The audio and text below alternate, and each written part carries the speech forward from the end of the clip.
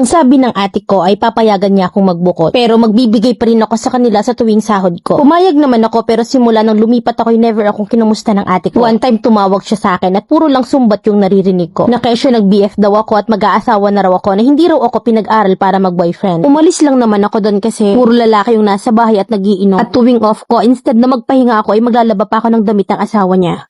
Lumaki kaming magkakapatid at maagang nawala ng nanay. At nag-asawa na agad ang tatay. Noong mag-high school ako ay kinuha agad ako sa amin ng ate kong pakanay. Then pinag-aral niya ako in 2 years. Na nung una pa lang ay ayoko nang sumama pero pinilit niya ako. So nung makatapos na ako ng senior high school, eh hindi na ako kayang pag-aralin ng ate ko. Since yung asawa niya na lang yung nag-work that time. Kaya't nag-decide kami na mag-work na lang ako. Ibinibigay ko halos lahat ng sahod ko sa kanila para naman wala silang masabi sa akin. At bukal sa loob ko yon. Then after a year of working ay nakapag-decide yung ate ko na mag-abroad. Then ang matitira na lang sa tinitirhan namin ay yung asawa niya na which is palainom. Gusto kong magbukod pero ayaw ng ate ko, so tumira ako doon in 3 months. Na nung una okay naman pero hindi ako komportable. Na kasi nga palainom yung bayaw ko. Then nag-decide ako na magbukod since may work naman ako, then para na rin malapit sa pinagtatrabahuhan ko. At ang sabi ng ate ko ay papayagan niya akong magbukod pero magbibigay pa rin ako sa kanila tuwing sahod ko. At pumayag naman ako doon. Pero simula nang lumipat ako ay never akong kinamusta ng ate ko. Na-chat lang ako kapag sahod if nakabigay na ba ako sa asawa niya. Then one time tumawag siya sa akin na puro lang sumbat ang naririnig ko. Na kesyo nag-VF na raw ako, na mag-aasawa na raw ako, na hindi raw niya ako pinag-aral para mag-boyfriend. Hindi ko raw nakikita yung sakripisyo ng asawa niya. Eh umalis lang naman ako doon kasi gawa ng hindi ako komportable kasi nga puro sila lalaki, na palagi pa silang nagiinom. Then tuwing day off ko, instead na magpahinga ay maglalaba pa ako ng damit ng asawa niya. Then ang sabi niya nung last December daw ay hindi ko raw sila binati ng Merry Christmas. Na nagmamalaki na raw ako porket kaya ko na daw yung sarili ko. Sinabi kong lahat sa kanya ng gusto kong sabihin na hindi ko masabi noon kasi nga sasama yung loob niya sa akin. At dahil doon ay binlock niya ako at kinut off ako. Ano bang gagawin ko, Mami Len? Please advise naman po. Letter sender, Laarni.